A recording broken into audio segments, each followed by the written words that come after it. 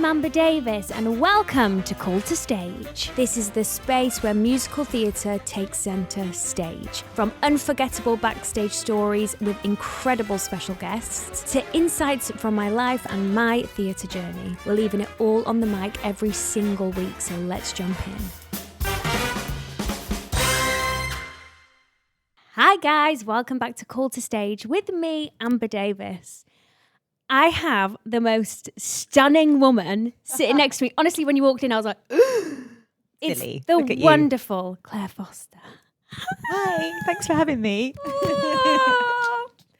I'm so excited to be here. Darbs texts me. Yeah. So Richard Oh, Darborn God. is Claire's current producer, or one of. Yeah. And he's produced a couple of my shows before, and he was like, you must get Claire on. She's Oh, amazing. That's lovely. He's amazing. He's honestly the best. Well, the next time he comes in, tell him from me his speeches are awful. Okay. It's a running theme. Okay, cool. Every Okay. time he came in and did Going a in dry with speech, that is kind of a bit... just go in dry. Okay, great. He'll love it. I've got a note for you. Your speeches are dreadful. Yeah, or work on your speeches. That's Okay. Amber. Okay, cool. Because he used to come in and after his speeches, he used to look at me in the circle and he used to go, I actually really love his speech. I mean, they go on for ages, but they're really enthusiastic. they're really enthusiastic, but there's no like point, Oh, you know? There's no point to it. okay. So he needs to work on Okay, that. cool. Anyway. Note taken. So Claire's currently playing Aloan in The Curious Case of Benjamin Button, which I saw. I know you did. You came really early, didn't you? Oh my gosh. Crazy early. Yeah. I think I came to your like second or third preview. I know. What were you doing? So that's Claire, cool. Claire, it's the best thing I've ever seen. Oh, I could even cry now just thinking about it. It was the best show I've ever seen. oh, that's so lovely to hear. And I just wanted to scream it from the rooftop, like, please go and see it. oh, like, that's it's- so generous. Thank you. Well, I mean, I'm a tiny part of it, but it's You're not beautiful. a tiny part. But it's as a sort of theme, it's an incredible, epic, beautiful show. For someone who's in the industry, watching it and seeing, we're always so impressed with like great vocals or a great, dance break. Yeah. But it was the fact that the people on stage were also playing instruments. Yeah, they're phenomenal. Claire, it blew my mind. Yeah, mine too. Every day, I literally just I feel like I've won a competition. I literally just hear like different, a different violin moment or a double bass or something, and you're just there going, I don't understand how I'm here. Like they're magic. It takes your breath away. Yeah. It does, because then they're acting and then and then they sit, and I'm just like, that is triple threat. Yeah. If there ever was that triple threat, Yeah. it's Nonsense word, but yeah. that. Yeah, It I is agree. that. Yeah. I've never seen more talented group of people together. Yeah. And you all love each other so much. We do. It's really sickening, but very true. Yeah. They're really You can tell. Mm. I could feel the love from the stage. Oh, that's great. It was honestly like and you were phenomenal. Thank you. And you were just like, sorry, I will let Claire speak in a minute, but No, I it's just need to great. get my opinion out, because honestly it is the best musical I've ever seen. You're like painfully beautiful on stage. That's a really beautiful thing to say. Thank you. Thank you. I did see you play the piano at one point. Yes, and the tambourine, Amber. And the tambourine. I don't know Did why you do- Dan is laughing behind the camera. Like it's a very highly skilled. It's an asterisk on my spotlight now. Is it? It's not. Yeah, I learned the piano for this show because I didn't play. I mean, I loosely played now, but I saw you there. Yeah, I'm there. And I've got better. I love that. Yeah, New thanks. skill. I know, new skill. And did I see you doing the... What's that? A drum? No. No, just a It's- tambourine. Is it just a unfortunately. tambourine? Yeah. Someone had like a maraca. Maraca. I don't think there's a maraca in the show. Oh, No. okay. You could do that. From the audience. Yeah. You could come with a maraca next time. Auditioning for that show, when it came through into your inbox, I'm doing this whole thing backwards because I just want to talk about the show so much. Okay, but great.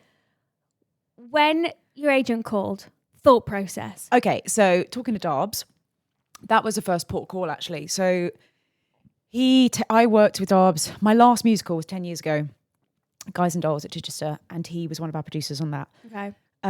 And it sort of happened simultaneously. Call from my agent, call from text from Darbs, and Darbs was like, I love telling the story because it sort of sums us up. 10 years down the line, he's like, listen, Curious Case of Benjamin Button's coming in.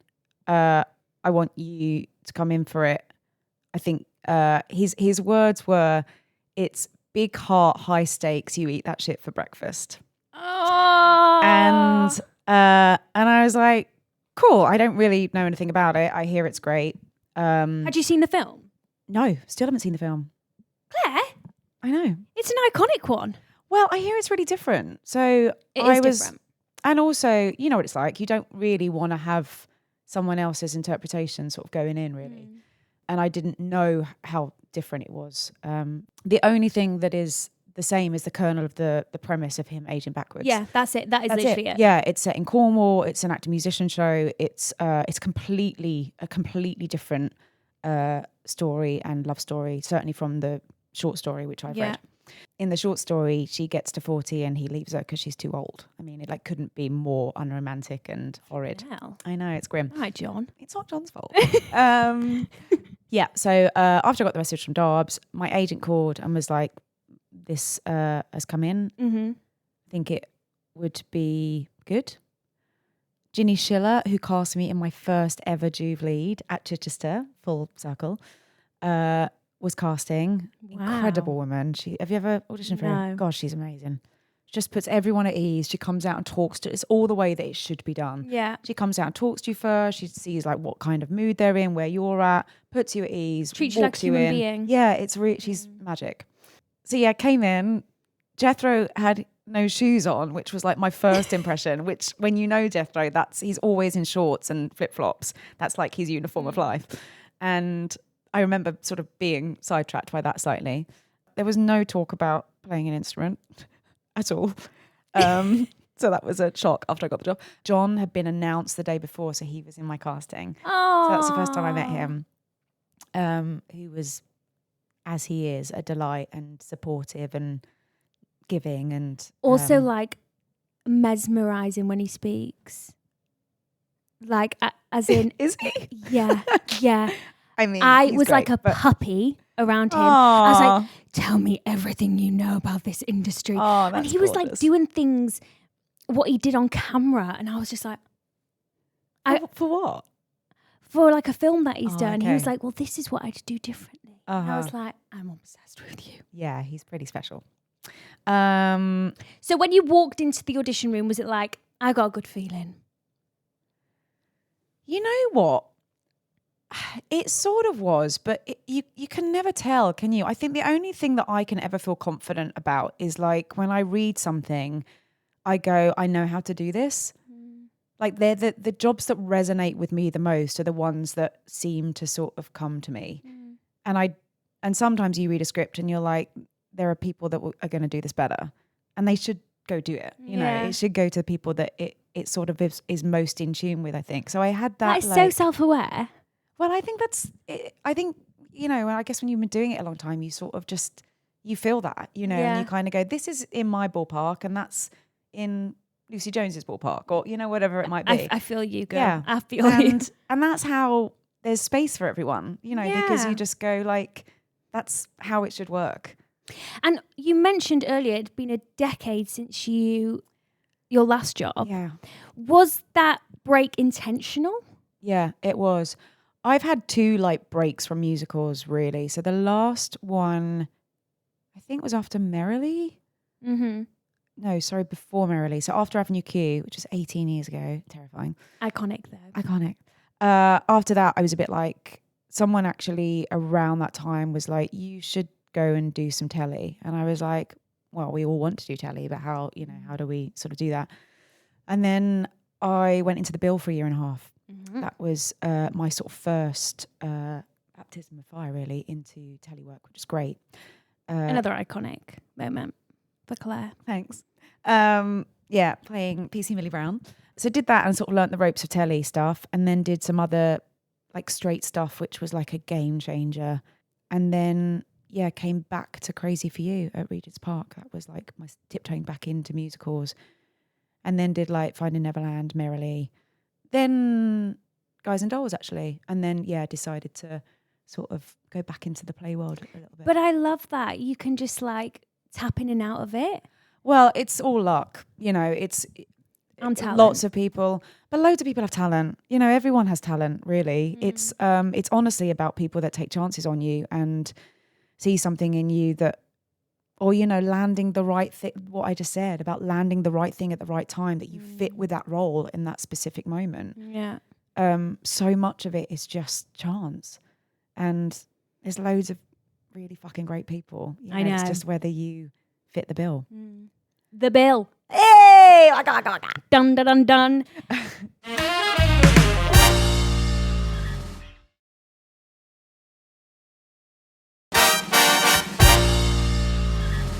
As a Lowen, Yeah. have you got any quirky pre-show rituals? I don't think so. I actually try and get out of rituals because I think they can get you stuck into fear mode.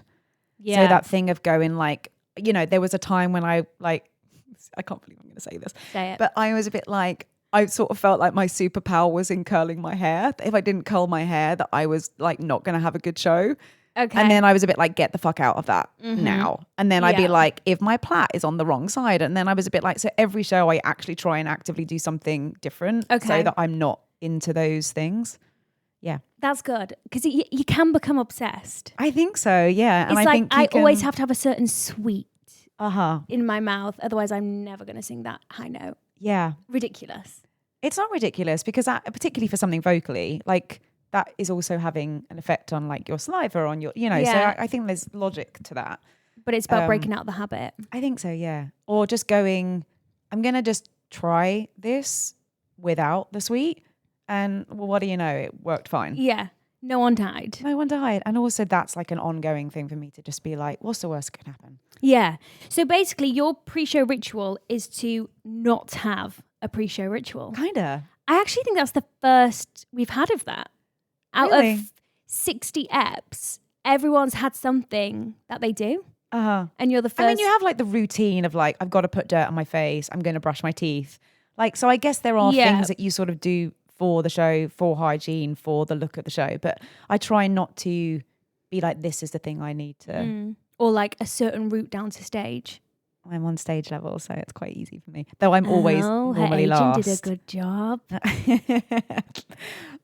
We've actually got a scoreboard of beginners at the moment, and I'm always like in the bottom 3, which is shameful considering how close I am. Yeah. What?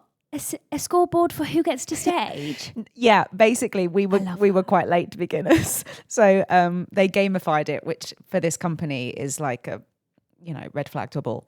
So yeah, we now have like a beginner of the week. That is such a good idea. It's a really good idea. Wow. It's really fun. I love that. Treat us like children. Yeah. And you will get Give what us you a want. toy at the end and we're going to be fine. Before moving on from Benjamin Button, I've said it, guys, please go and watch it because it's just absolutely magical. How long has it been extended? It's on like a rolling extension essentially. So I think they're gauging it on ticket sales, but I think we're sort of always like 8 or 12 weeks. Okay. With notice. So that's ongoing, which is great because it was only, I think, originally booking till February. Wow. Yeah, so it's very cool. I love that. Yeah, it's really great. What I want to ask is, yes, John as Benjamin, has a really big job, and he does an incredible job, and it's difficult, and they don't use prosthetics, and how he does it with his voice and his face and his body is just mesmerizing. Yeah, he's phenomenal. But also, it's a big job for you.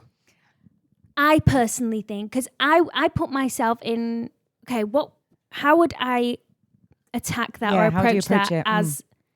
as if I was Claire? And emotionally, it's massive because you watch him, it's like, how do you do it? How do you approach it? There are lots of parallels I found with Merrily because of the sort of going through the eras of change, and particularly, for John going backwards. I think there are sort of lots of parallels of just like having to just play the present moment as opposed to playing the arc of the story. Okay. So I think that's quite helpful, but I don't really, when people ask you that, I'm never quite sure how to answer. I'm like, I don't know, you just Do you like, just not overthink it? oh, I overthink everything. Just really annoying. Girl.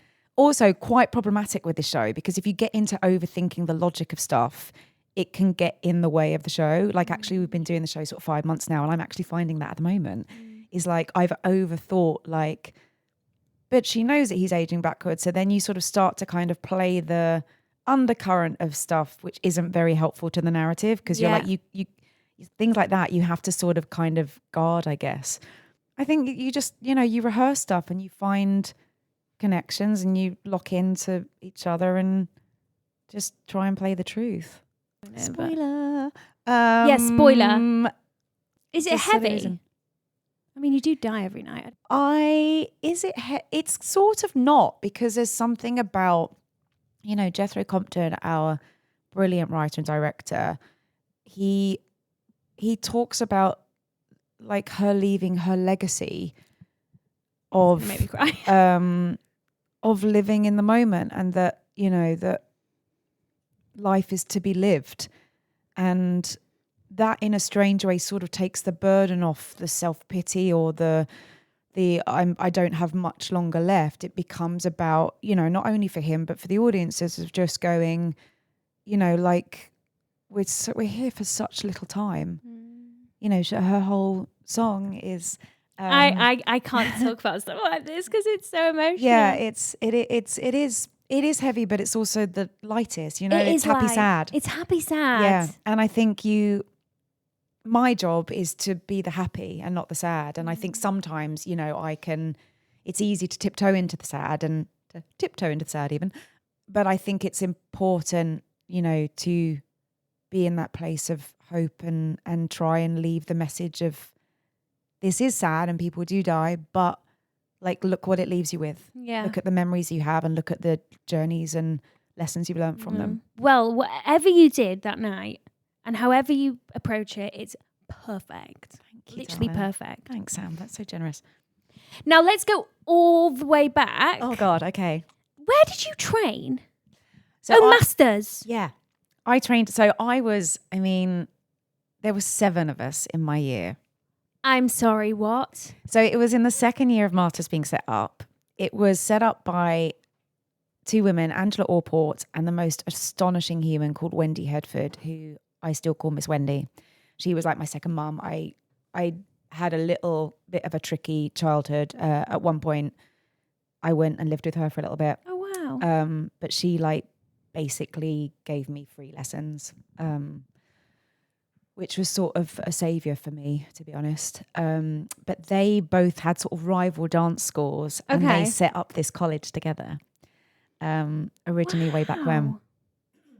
And it was predominantly a dance college, like looking back on it. Sort of Performers was kind of the rival college of that sort of area. But it was essentially, when I look back on my training, it was sort of 85, 90% dance. Wow. And our singing lessons were, I think we got like 15 minutes every 2 weeks in a group class.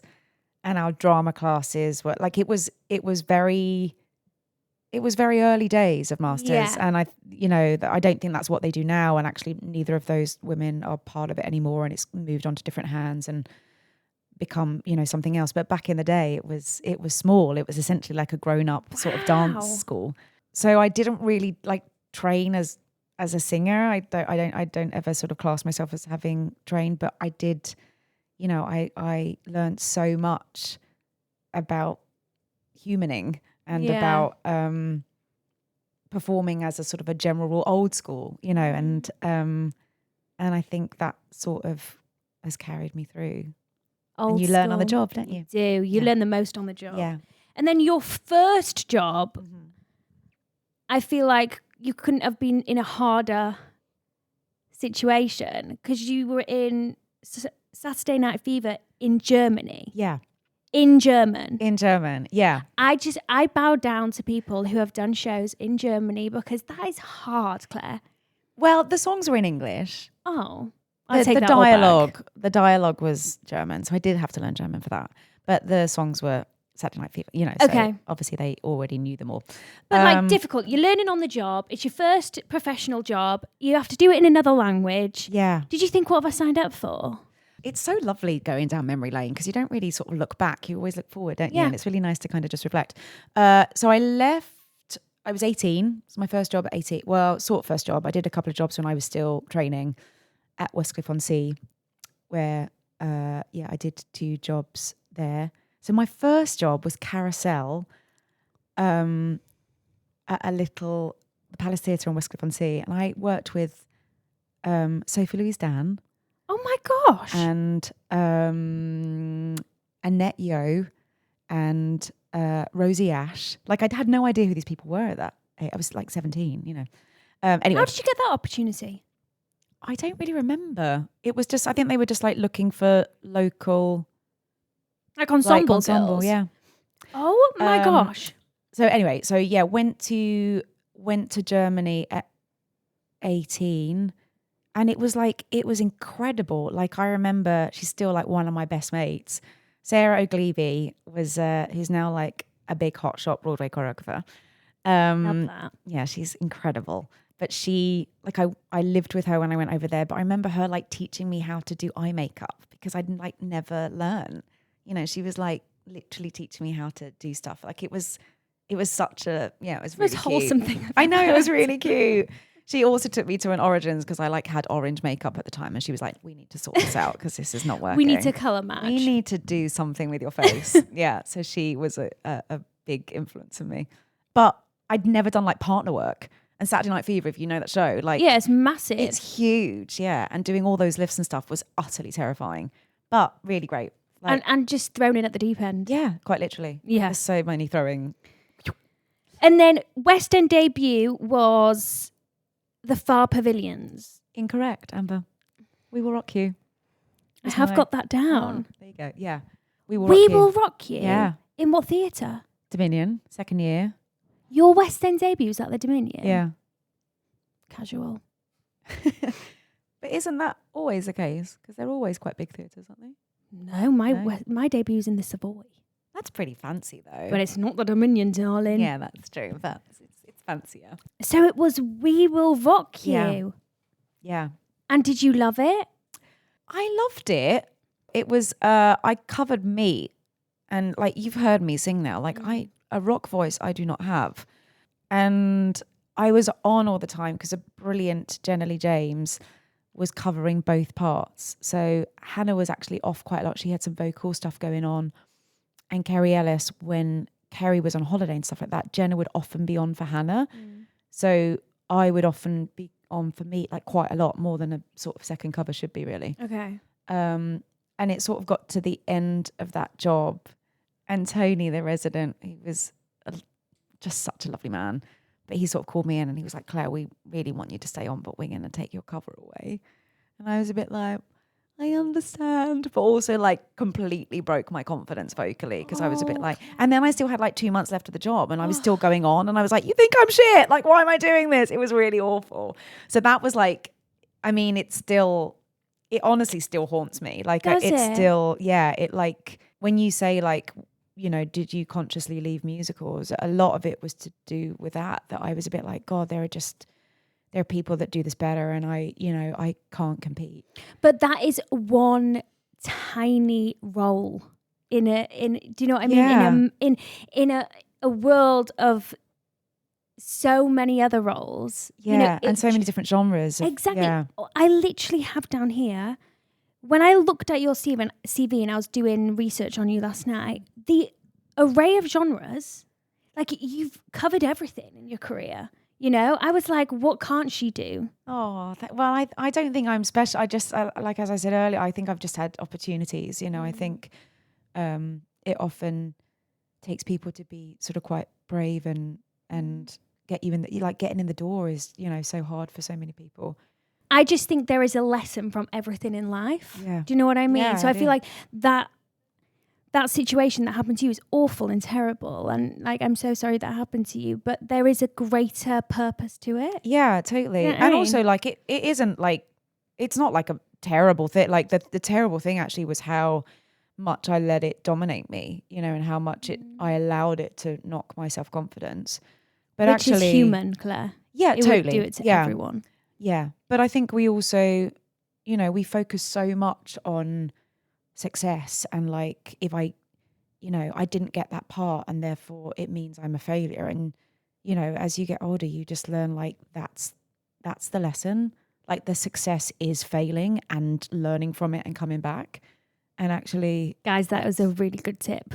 What you just said. Listen, it's a Jay Shetty thing. If you listen to him, he's Jay. Amazing. I'm obsessed But with you know, Jay. that's our failures are when we learn, and that's how we grow, and that's how we kind of go, I could have known those lyrics better in that audition. I should have done a bit more prep on that accent. You know, whatever. But it's when we go away and go, you know, there might be a reason I didn't get it, which has nothing to do with me. That can also be the job. But you can also be like, okay, well, how can I better prep? You know. I love that. Preach, preach, preach. Yeah. I only have 5 minutes left with Claire, so I just want to quickly mention other stuff that she's done. Chicago UK tour, Avenue Q, as you mentioned, and it got an Olivier nom for Best Ensemble. We won, actually, I think. You won? I think so, yeah. It might have been the last year it was Best Ensemble category. I was going to say, which should where come has back. that gone? I know, it was really cool. It was also a really fucking great night because it was back when you like sat and had like a dinner. So we were like, chic. It was really chic, and people like got up and performed, and we were like, lovely meal. Wow. Yeah, it was really fun. I love that. Yeah. You mentioned Finding Neverland, Crazy for You, Merrily We Roll Along, Guys and Dolls in Chichester. Plays, Travesties, Olivier nom, Best Supporting Actress. Yeah, really cool. Wow. Yeah, it was a really cool moment. Wow. Yeah. Do you walk around and be like, I've been nominated for an Olivier? I honestly I did not, you know, it's like sometimes you're a bit like, oh, this might be something that happens. Like that's a thought that can creep in. It did not enter my head. Like it wasn't really, when Tom was really sweet about it. Like when I went into work that day, he was like, this sort of like made me feel $1 million, because he was like, this on paper isn't like an Olivier nominated part, but like the fact that you have one I've made it. Yeah. And I was a bit like, that's really Did you win? special. I didn't win. You Nova didn't? won. Oh, okay. Which, you know, she's a hero. So But that is epic. The fact you made it an Olivier worthy nomination. Like, yeah, that first is, West End play. Like it was a real real God, I special got thing. goosebumps. Yeah, it was really cool. Well, fully deserved. And then Zara in Consent. Yeah. When do you feel like your breakthrough happened in the musical theatre industry? Ooh, probably Avenue Q. Yeah. But again, like really interesting. I was offered my cover originally, and the brilliant Annette McLaughlin was offered my role. And I remember I cried on the phone to my then agent, because I was a bit like, I have to turn it down. I was like, I don't want to cover anymore. And this breaks my heart, because I really wanted to, at the time, everyone wanted to do that show. I was so gunning for it, but I was like, I can't do it. And Wow. I turned it down, and Annette turned it down. And then they came back to me and offered me Annette's role. And that's how that worked out. Wow. Yeah. I wonder why Annette turned it down. Is that just a mystery we'll never know? I don't know, actually. I think I spoke to her briefly about it. Probably similar reason. I think she wanted Kate. And, you know. Wow. So it's funny how those things sort of work out. And yeah, Jason Moore, he's since become a lovely, lovely friend. Apparently said, I don't care, get her. Don't know what you have to do, but get her. Wow. Which was really cool. I love that. Yeah. And then the last thing I just want to touch base on is, because we're a musical theatre podcast, but I do want to touch base on the bridge that you've created yourself from live theatre to telly. You know, you've worked with broadcasters like ITV, BBC, Netflix, ABC, Paramount Plus. Yeah. The last question I want to ask you before I ask you on Patreon the listeners' questions is, where did you begin when going into that world? Was there a route that you took? Did you take acting classes, or was it just like you had a good agent and he could get you in the room for?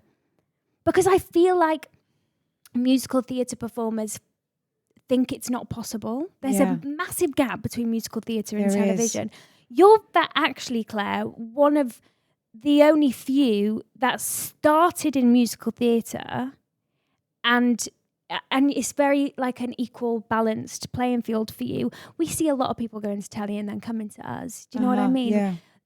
I feel like there's a bit of a stigma in the television world. Yeah, there is. I think it's really hard. I honestly think it comes back, I think, to what I said at the beginning of just going, I think it's just luck. You know, if you've done the prep and, you know, there's a bit of talent and you can go in a room and go, I can make my mark on this, and you happen to land that thing at that time. And then once, we all know this, once you've got one telly job, it's easier to get the second. Once you've got two, it's easier to get four. Once you've got four, it's, you know, it like really... trust. Yeah, I think so. And also, you know, from a producer perspective, I guess just going, okay, that's someone who is established now in that world. But I don't really... I mean, my first ever telly was Casualty. I think the other thing that's really difficult is a lot of those beginner things like Casualty and The Bill, like that's where a lot of people learn Their foundation. Yeah, they get to kind of go and ask the questions and understand like hitting a mark and, you know, sort of very basic things. And I think, unfortunately, you know, there's less of those things now. But The Bill was a real like learning curve for me to be, you know, every day on a TV set and ask those questions and, you know, ask about. I think the other thing as well now is that I think self-tapes are one very great thing about doing self-tapes is we're learning more about that art form just because it's in our homes. So we get to kind of line up and see what the frame is, and we get to watch our work, and we get to, you know, fix the lighting and see, you know, how we're coming across and if our intention is reading and stuff like that. So I think that's actually something that's really positive about that. Yeah. But the downside is, of course, now they can see so many people. I know. That sort of makes it even harder. All is massive. Yeah. Well, guys, thank you so much for listening. And if you want to hear Claire answering a few of your questions, head over and sign up to our Patreon right now.